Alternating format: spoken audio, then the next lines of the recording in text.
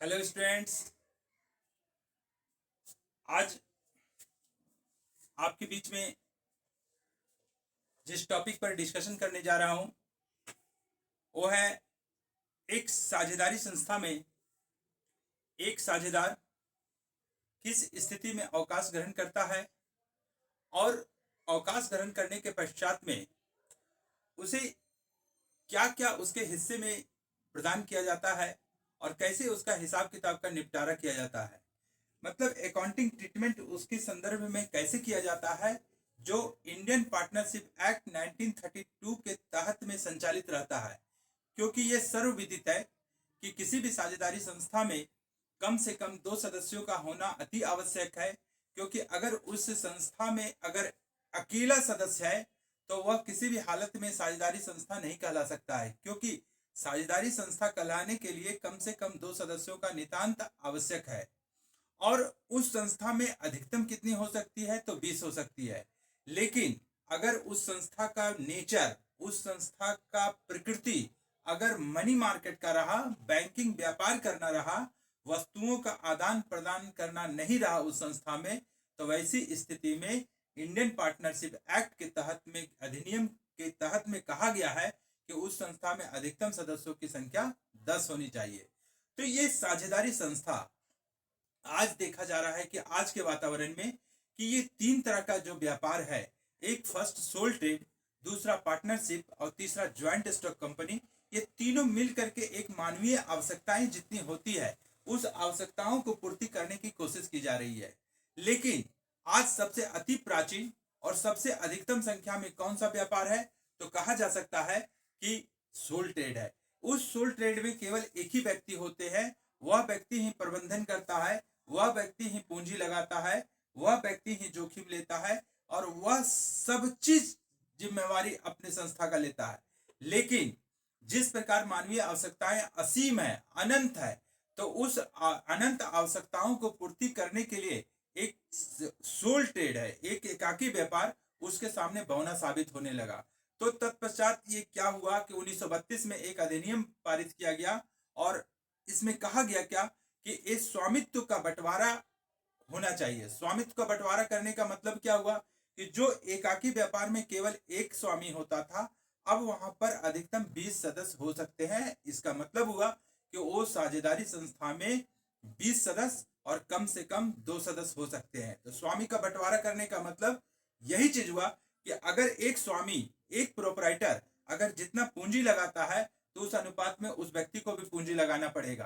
अगर वह प्रबंधन में भाग ले रहा है तो उस साझेदार को भी प्रबंधन में भाग लेना पड़ेगा। अगर किसी प्रकार का रिस्क एक व्यक्ति उठा रहा है तो दूसरा व्यक्ति भी रिस्क उठाना पड़ेगा। लेकिन यह जो चीज जो एकाकी व्यापार में ये व्यवस्था नहीं थी।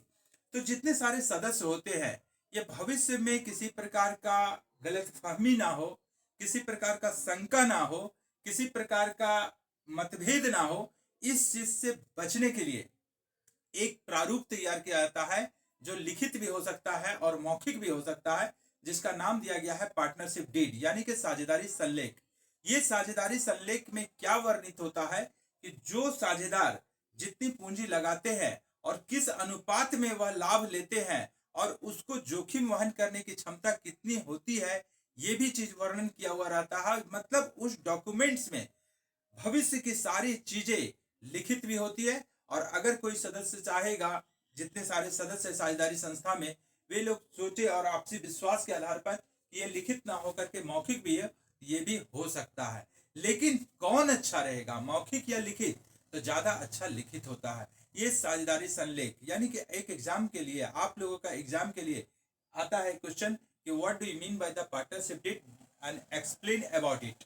मतलब साझेदारी संलेख क्या है और साझेदारी संलेख के बारे में वर्णन करें। तो ये कहा जा सकता है कि एक साझेदारी संलेख के संदर्भ में वर्णित लिखित दस्तावेज यानी कि जो एक फर्म के प्रति एक साझेदार को कितना लाभ होने वाला है, कितनी पूंजी लगाएगा और अगर किसी प्रकार का कर्ज दिया है, किसी प्रकार का लोन दिया है उस साझेदारी संस्था में तो उसको कितना ब्याज मिलेगा, अगर पूंजी लगाया है तो इंटरेस्ट ऑन कैपिटल में कितना उसको इंटरेस्ट मिलेगा। तो ये सब सारी चीजें उस साझेदारी संलेख में वर्णित रहती है और तीसरा चीज है कि ज्वाइंट स्टॉक कंपनी ये हमारा संयुक्त अस्कंद प्रमंडल है, इसमें अंश जारी किया जाता है और इसमें सदस्यों की संख्या अनेक होती है। इसके बारे में आगे अगली क्लास में हम बताएंगे अच्छी तरीके से। जो आपका रिटायरमेंट ऑफ ए पार्टनर चल रहा है, इसके ऑफ होने के बाद में फिर एक chapter death of A partner चालू होगा, उसके बाद में ज्वाइंट स्टॉक कंपनी में हम लोग प्रवेश करेंगे।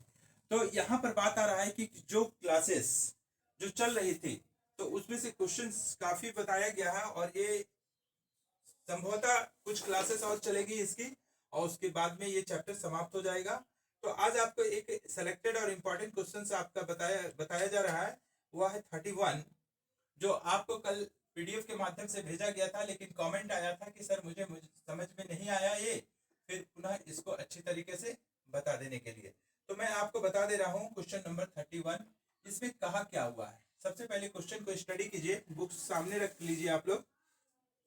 सन, मून एंड स्टार, देखिए Sun, Moon on and Star, ये there are 3 partners. Sun, Moon and Star are partners sharing profits and losses in the ratio of 5:3:2. Their balance sheet as on 31st March 2019 was as ahead.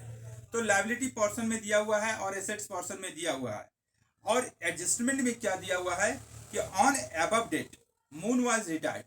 Moon क्या होता है कि वह partnership firm से retire हो जाता है, and goodwill was valued at 30,000, और उस जिस तारीख को मून रिटायर किया उस तारीख को इसका गुडविल का वैल्यूएशन यानी ख्याति का मूल्यांकन जो किया गया है वह 30,000 पर किया गया है।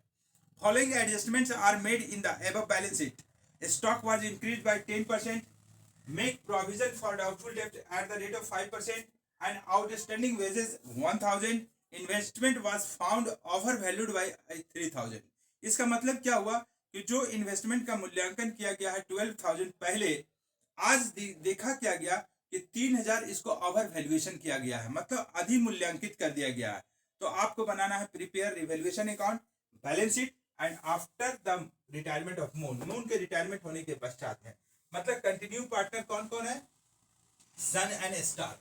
तो देखिए इसको सबसे पहले पार्टनर लोग का नाम लिख लेते हैं हम लोग, सन, मून एंड स्टार, ये पार्टनर्स लोग का नाम है। ओके, इसका रेशियो कितना दिया हुआ है, 3:2:1। ओके, सभी को दिखाई पड़ रहा होगा बोर्ड पर। कौन रिटायर करता है, रिटायर कौन कर रहा है, मून रिटायर कर रहा है। तो यहां पर हम लोग लिखेंगे कि when moon retires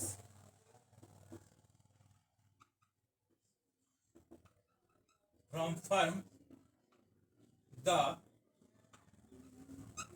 new profit sharing ratio will be, अगर क्वेश्चन पर दिया हुआ रेशियो तो उस चीज को लिखेंगे, अगर कुछ नहीं दिया हुआ है तो मून का हिस्सा समाप्त हो जाएगा 2, तो बचेगा 3:1। तो मतलब हम लोगों के बीच में मिल गया न्यू रेशियो, मिल गया 3:1, ओल्ड रेशियो मिला हुआ है। तो सभी लोगों को बताया गया है कि गेनिंग रेशियो आपको निकालना पड़ेगा इस स्थिति में। तो what is the formula of gaining ratio, तो gaining ratio equal to new ratio minus old ratio. Okay,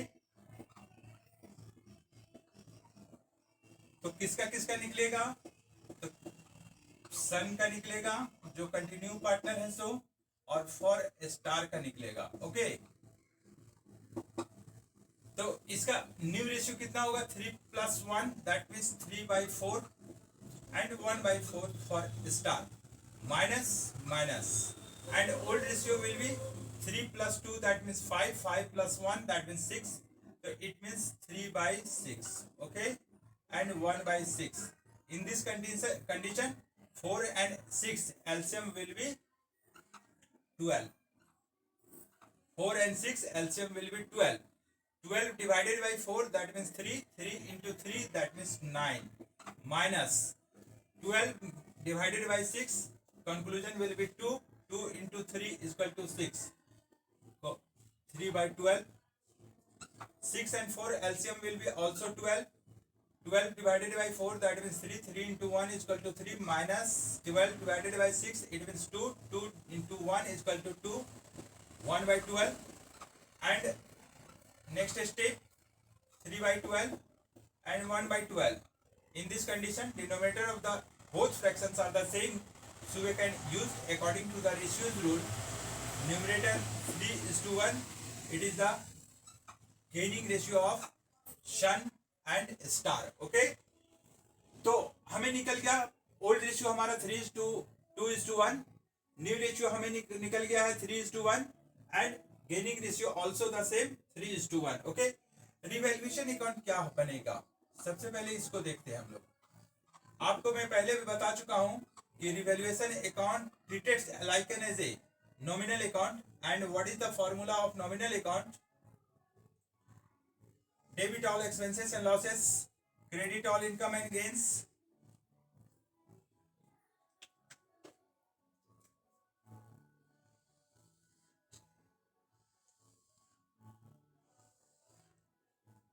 this side is the debit, this side is the credit.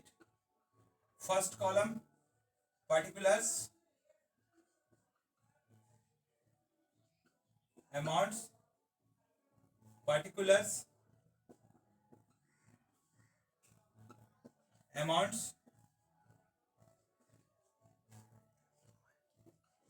we live in India and our rupees name rupees. All type of the losses and expenditures are shown in the debit side of the revaluation account, and all type of the gains and profit are shown in the credit side of the revaluation account. According to question, देखिए question में क्या कहा हुआ है? Stock was increased by 10%. Stock was increased by 10%. Increase है, that means profit sense पर है. तो स्टॉक का वैल्यूएशन दिया हुआ है हमारा 10,000. तो स्टॉक में हमें 10% का मुनाफा हुआ. इसका मतलब 10,000 का 10% 1,000 होता है. ओके, अब नेक्स्ट स्टेप में प्रोविजन फॉर डाउटफुल डेब्ट्स. आपको मैं बताया हूं कि there are 3 types of the debtors, first good, doubtful and bads. तो उसमें से आयोजन किया जाता है कि प्रोविजन फॉर डाउटफुल डेब्ट्स कितना? 5%. तो देनदार कितने का है रकम? देखिए 20,000 का 5%, इट मीन्स 1,000. ओके, आदत मजदूरी. आदत मजदूरी मतलब क्या हुआ? Outstanding. What is the outstanding? तो आदत मजदूरी किसको कहते हैं हम लोग? कि ऐसे खर्चे जो हो गए परंतु अब तक भुगतान नहीं किया गया है, मतलब उसका पे आउट नहीं किया गया है. तो यहां पर हमें लॉस हो रहा है. तो आउटस्टैंडिंग एक्सपेंडिचर वेजेस दिया हुआ है. कितना हो गया?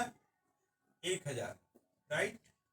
और उसके बाद बोला विनियोग का मूल्य 3,000 रुपया अधिमूल्यांकित किया गया है. तो हमें कम करना पड़ेगा. तो यहां पर लिखेंगे हम लोग ओवर वैल्यूएशन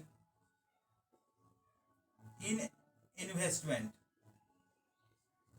लिखना चाहिए 3,000 कम, लिख दिए हम लोग ज्यादा. तो 3,000 यहां पर हो जाएगा. अब क्या होगा मामला? अब हम लोग देखते हैं इस चीज को कि इस खाते को ब्लॉक किया जा रहा है, मतलब क्लोज किया जा रहा है. तो इस स्थिति में जिधर ज्यादा होता है उस साइड में जोड़ा जाता है. मतलब इस डेबिट साइड में 5,000 हुआ और क्रेडिट साइड में माइनस 1,000 हुआ, तो लेस होकर के आया 4,000. और आपको मैं बताया हूं कि if debit side is more than credit side, conclusion will be loss and loss transferred to partners capital account. Okay, and what is the name of a partner?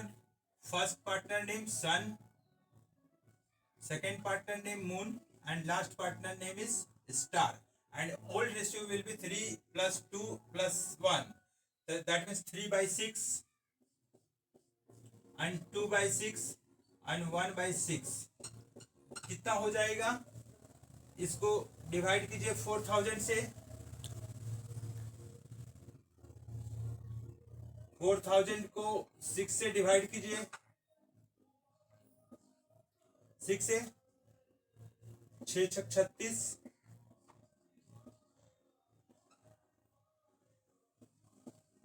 4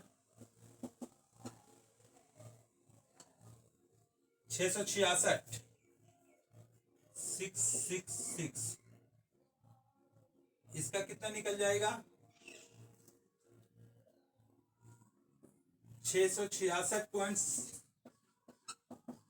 इसको निकालिए 1 से, इसको 2 से, इसको 3 से, नहीं इसका 3 से, इसका 3 और इसका 2 से, राइट।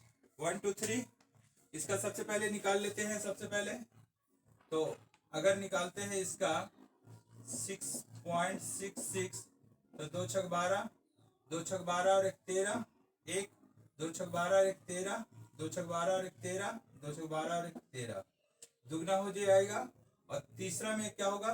3 छक 18, 3 छक 18 19, 3 छक 18 19, 3 छक 18 19, 3 छक 18 और 19, देखिए डिवाइड जोड़ करके 6 2 8 8 16, 1 6 7 3 10 9 19, 1 6 7 3 10 10 और 9 19, 1 6 7 3 10 9 19, 1 6 7 3 10 9 19, 1 2 और 1 3, 6 3 9 9 18 19, 1 1 2 1 3। तो मिस्टेक कहाँ से हो रहा है ये आप इंक्वायरी कीजिए। 4000 का डिवाइडेशन है इसका, तो 4000 का कैलकुलेटर देखिए कैसे आ रहा है, सो देख लीजिए। और हमें क्वेश्चन में दिया हुआ है क्या चीज, यहाँ सन मून स्टार, देखिए सन मून एंड स्टार जो दिया हुआ है, तो वो रेशियो हमारा जो आ रहा है ना 1:1, इसका रेशियो दिया हुआ है 3:2:1। जो हम लोग इनपुट हम लोग जो किए हुए हैं वो हम लोग रॉन्ग किए हुए हैं। इसका मतलब इसको सुधारना पड़ेगा आपको। मतलब क्वेश्चन में आपका दिया हुआ था 5:3:2 और हम लोग लिख दिए गलत बस से 3:1। तो इसको सुधार करके कर लीजिए, ये आपका यहाँ पर हो जाएगा। आपका सुधार 5 मून रिटायर किया है तो 5:2 बचेगा। अब यहाँ पर होगा क्या कि 5 इसको थोड़ा सा इसको रेक्टिफाई कर लेते हैं, कोई दिक्कत नहीं। अमाउंट डाटा में भूल चुक हुई है इसलिए कोई प्रॉब्लम वाली बात नहीं। 5 2 7, 5/7 और 2/7, और यहाँ 5 3 8 2 10, मतलब हो गया 5/10 और इसका 2/10। तो एलसीएम हो जाएगा कितना? 70। तो 7 दही 70, 10 पचे 50, माइनस 10 सत्ते 70, 7 पचे 35, मतलब 15/70। और इसका भी 70, 7 दही 70, 10 दूनी 20, माइनस 10 सत्ते 70, 7 दूनी 14, मतलब 6/70। तो 15/70 और 6/70, तो आ गया 15:6। इसका मतलब 3 पचे 15 और 3 दूनी 6। तो ये 5:2 आ रहा है, किसके अनुसार से? गेनिंग रेशियो अनुसार से। लेकिन हमारा यहाँ पर जो डिवाइडेशन जो हो रहा है, ये हम लोग जो गलत इनपुट किए हुए थे डाटा, उसके आधार पर बांट रहे थे हम लोग। लेकिन अब बटेगा 5 3 8 2 10, मतलब 5/10, 3/10 और 2/10। इससे क्लियर यही हुआ कि अगर एक जरा सा भी मिस्टेक अगर कर दीजिएगा अगर डाटा इनपुट करने में, तो आपका टोटल का टोटल क्वेश्चन का सॉल्यूशन जो है सो गलत हो जाएगा। तो 10 से डिवाइड करेंगे तो 400, तो 4 दूना 800, 4 तिया 1200 और 4 पचे 20। तो ये आपका ये बट गया। अब क्या होगा मामला? अब क्या नेक्स्ट स्टेप में बनाया जाएगा? तो इसको बनाने का तरीका होगा कि क्या गुडविल भी दिया हुआ है क्या इसमें? तो गुडविल का वैल्यूएशन यहाँ पर कुछ नहीं किया हुआ है, केवल क्या हुआ है क्या कि रिवैल्यूएशन अकाउंट को बनाना है, जनरल रिजर्व आपको दिया हुआ है। तो आपको पार्टनर्स कैपिटल अकाउंट यहाँ पर शो करना पड़ेगा। तो पार्टनर्स कैपिटल अकाउंट कितना हो जाएगा, सो हम लोग देखते हैं। पार्टनर्स कैपिटल अकाउंट, तो पार्टनर्स कैपिटल अकाउंट क्या होगा आपको मैं बताया हूं कि जितना पार्टनर उतना कॉलम। तो पहला सन का स्टार का, पहला हो गया सन, मून और स्टार। तो आपको यहाँ पर थोड़ा सा आगे करके दिखाना है आपको, पहला दूसरा और तीसरा। तो सन, मून और स्टार,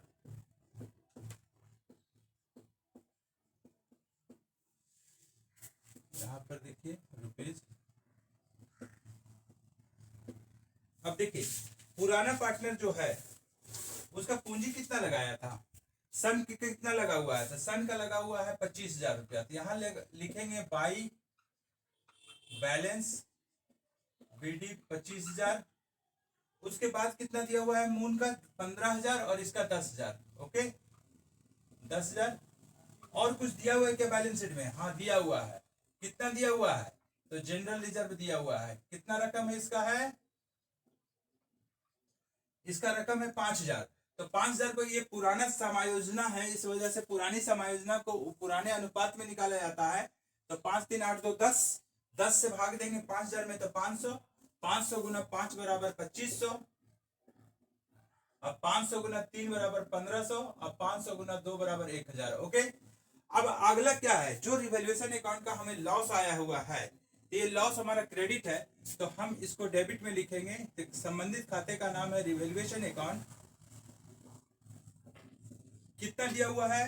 तो 4,000 रुपया टोटल नुकसान हुआ है, जबकि इन लोग का प्रोफिट्स जो आया वह सन के लिए 2,000 रुपया है, और इसका कितना है 1,200 रुपया मून का है, और स्टार का कितना है तो 800 रुपया स्टार का है। ओके यहां तक तो क्लियर।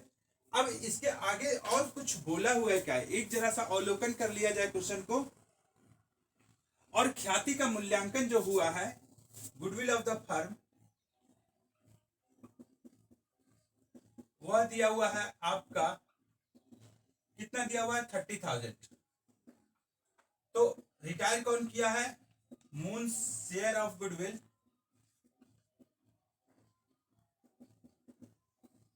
30,000 इंटू कितना हो जाएगा इसका रेशियो के अनुसार से 5 3 8 2 10, मतलब 3/10। तो कितना हो जाएगा 10 तिया 30, 3 तिया 9,000 रुपया। ओके अब यहाँ पर आपको मैं बताया हूँ बहुत बार कि अगर कंटिन्यू कुछ पार्टनर रह जाता है तो continuing partners capital account D R to retiring partners capital account, लेकिन गुडविल का बंटवारा जो होगा वह हमारा गेनिंग रेशियो के आधार पर होगा। तो कंटिन्यू पार्टनर कौन कौन है? तो stars capital account D are. Question थोड़ा सा बड़ा है इसलिए घबराने की बात नहीं है। सबसे पहला पार्टनर कौन है हमारा? Son, son's capital account D R, star capital account D R. Okay और रिटायर कौन किया है? तो मून्स। कितना है मून्स का हिस्सा गुडविल में? तो 9,000। तो 9,000 में इसका बंटवारा किस अनुसार से होगा? तो 5:2 के अनुपात में होगा। तो कैसे होगा? तो 9,000 को आप बांटिए किस अनुपात में? 5/7, और 9,000 को बांटिए 2/7। तो 7 से आपको भाग देना पड़ेगा सबसे पहला। तो 9,000 में हम भाग देते हैं अगर 7 से, तो 7 से डिवाइड कीजिए। कैलकुलेटर अब हमको रखना पड़ेगा यहाँ पर। 9/7 तो 2 बच गया यहाँ पर। 7 दूना 14, 6 7 8 56, 4 बच गया। अब कितना हो जाएगा? पहला 1 0 और बढ़ेगा। 7 5 35, 5 हो गया। 7 7 49, मैंने 1285 रुपया 7 पैसा हो गया। ठीक है अब यहां पर बात आ रहा है क्या? 1285 गुना 7.7 को 2 से मल्टीप्लाई करना है, और 1285.7 को 5 से मल्टीप्लाई करना है। तो देखिए 2 7 14, 2 5 10 और 1 11, 2 8 16 और 1 17, 1 2 दूनी 4 और 1 5, 2 1 2। अब 5 7 35, 3 बचा। 5 7 35, 3 5 25 और 3 28, 28 हो गया आपका। 25 40 और 2 42, 4 5 दूनी 10 और 4 14, 5 1 5 और 1 6। देखिए इसको तोड़ करके ये अप्रोक्सीमेशन करेंगे। जब फर्स्ट ईयर में क्लास में आप लोग थे तो अप्रोक्सीमेशन किया जाता था। तो इसको हम लोग मान लेंगे 6,029, 6,429 और 2,571। तो इसको बांट लिए 9 1 10, 3 7 10, 1 4 5 5 10, 1 2 3 और 6 9, 9,000 आ गया आपका, मतलब 6429 रुपया इसका हिस्से में आ गया और 2571 रुपया इसके हिस्से में आ गया। तो अब बात आता है कि इसका जो पोस्टिंग किया जाएगा, तो डेबिट साइड में अपने हाथों को रखिए और संबंधित खाते का नाम क्या है, तो मून्स कैपिटल अकाउंट।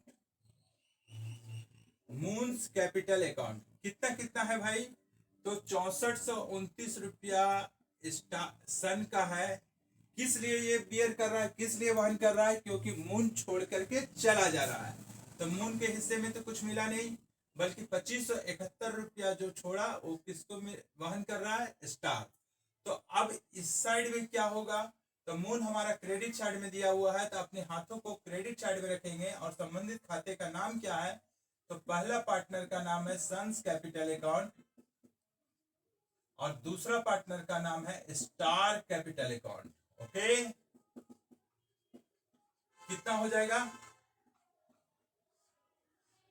कितना हो जाएगा इसका, तो 6429 और 2571। तो आपको मैं बताया हूं कि कौन पार्टनर का सबसे पहले क्लोज किया जाता है खाता, तो सबसे पहला खाता क्लोज होगा किसका, मून का। क्यों मून का होगा खाता क्लोज, क्योंकि यही पार्टनर जो है सो रिटायर कर जा रहा है। तो 9 और 1 10, 1 2 3 7 10, 1 5 6 4 10, 5 15, 1 16, 1 17, 28 और 2 25, मतलब 25,500 रुपया जो है तो इसका निकलेगा किधर, क्रेडिट साइड में। मून का कहना है कि आप मुझे 25,500 रुपया दीजिए, आपके फर्म को मैं छोड़ करके चला जा रहा हूं। तो फर्म बोला कि आप तो बता दिए कि 25,500 रुपया मेरा हिसाब है, लेकिन आप जब रिटायर कर रहे हैं तो उस समय संपत्तियों का जो मूल्यांकन किए उसमें से आपको नुकसान हुआ है 1,200 रुपया। तो अब आपका जो पैसा जो बनेगा वह आपका लोन अकाउंट में चला जाएगा और कितना बनेगा, 1,200 रुपया काट करके, मतलब 24,300 रुपया इस व्यक्ति को भविष्य में दे दिया जाएगा, जो अभी लोन अकाउंट में इसका एंट्री कर दिया गया। तो स्टार भी बोला कि अब जब मून का हिसाब हो गया है तो नया पूंजी मेरा कितना होगा, तो ये बता रहा है कि हमारा पैसा 11,000 है। तो फर्म जवाब दिया कि ठीक है, आप तो बता दिए कि 11,000 हमारा पैसा है, लेकिन आज की तारीख में आपका पैसा अब कितना बचेगा जो भविष्य में आपका नया पूंजी की तरह काम करेगा। तो आप देखिए, 1 और 9 10, 1 7 8 और 2 10, 1 8 9 5 14 और 6 20, 2 2 4, 4 और 7 11, मतलब 7,629 रुपया आज के तारीख में इसका पूंजी रहेगा, किसका, स्टार का। अब सन भी बोला क्या मेरा भी हिसाब कर दिया जाना चाहिए या नहीं जाना चाहिए, तो फर्म से जवाब आता है कि आपका भी हिसाब होगा।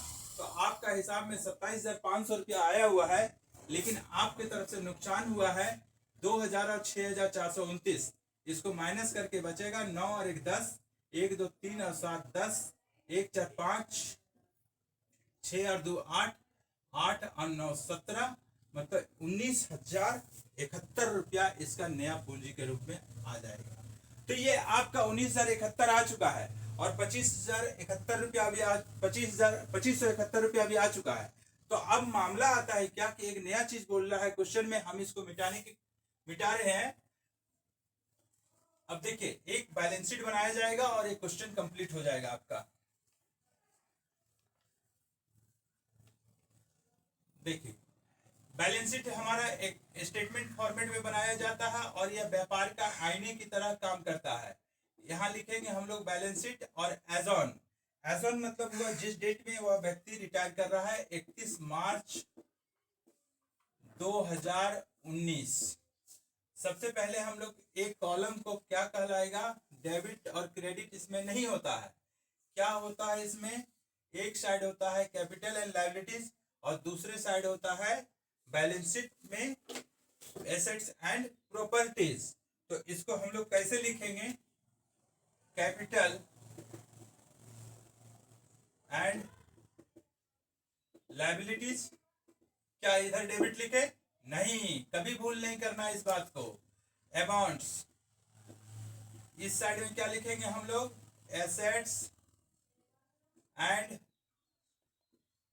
Properties, okay. अमाउंट्स इस साइड क्रेडिट लिखें, कभी भूल नहीं करना है, इधर लिखेंगे रुपीज।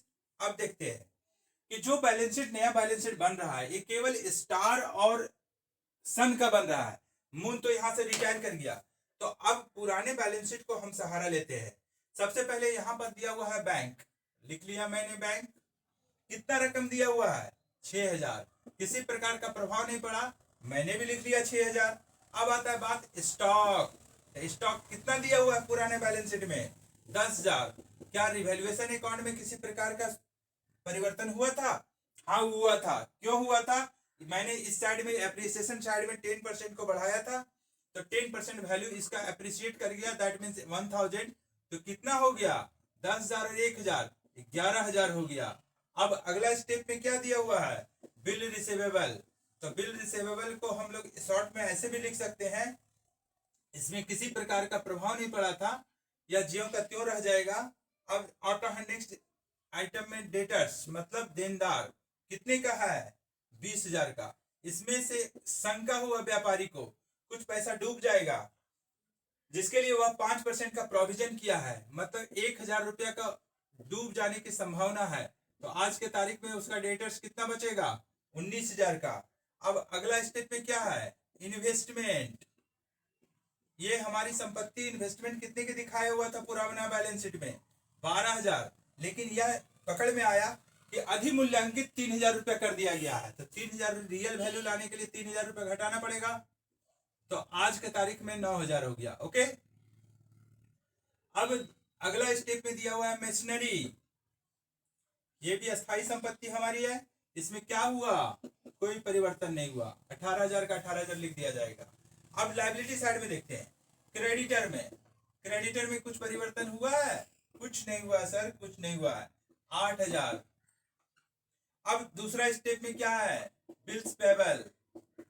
इसको छोटा फॉर्मेट में बीपी भी लिखा जाता है, तो ब्लड प्रेशर इसको नहीं समझना है, बिल्स पेबल। अब इसका अमाउंट कितना है, 7,000।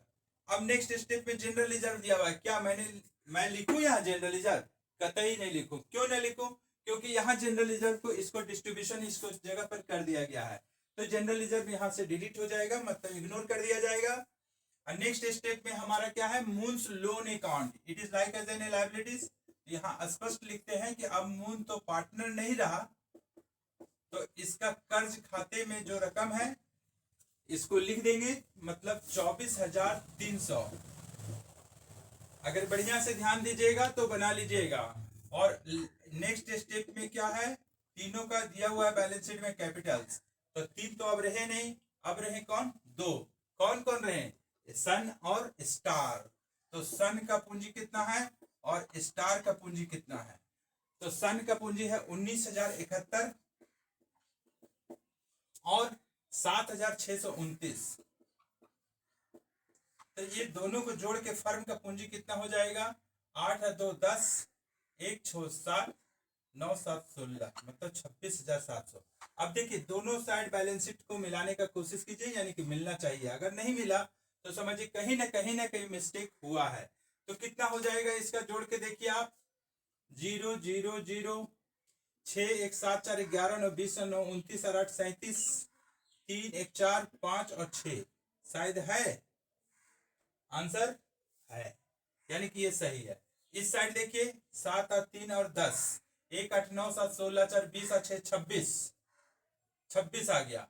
3 और 7 10, 1 8 9 9 7 16 4 20 से 26, 2 2 4 और 2 6, एक चीज छूट गया, आउटस्टैंडिंग आपका जो दिया हुआ था एक रिवैल्यूएशन अकाउंट में, जो देखिए आउटस्टैंडिंग वेजेज, इसको यहाँ एंट्री करना है, क्योंकि ये लायबिलिटीज 1,000 रुपया रह जाएगा। तो अब आ जाता है आपका 67,000। जरा से चेक करके देख लेते हैं, 3 7 10, 1 8 9 7 16 4 20 6 26 और 1 27, 2 2 4 और 2 6, मतलब ये दोनों side this amount and this amount both are similar, so it is true and fair. मतलब ये क्या हुआ, ये क्वेश्चन आपका काफी इंपॉर्टेंट है। कल आपको पीडीएफ के माध्यम से आपको बताया गया था, लेकिन आप बहुत सारे कंफ्यूजन रह गए आपके बीच में, बहुत सारे चैटिंग हुआ कि हमें समझ में नहीं आया सर, ये इसको बढ़िया तरीके से वेरीफाई करके बढ़िया तरीके से आपके बीच में मोटिवेशन करके आपको मैं बता दिया हूँ। आशा और उम्मीद है कि आप इस चीज को अच्छी तरीके से अभ्यास कीजिए, और आपको बार बार मैं बता रहा हूँ, प्रैक्टिस मेक्स मैन परफेक्ट। इसमें से 2-3 स्टूडेंट अच्छी तरीके से कर रहे हैं, बाकी सब स्टूडेंट प्रयास करिए कि हर एक दिन प्रैक्टिस करने की कोशिश किया जाए।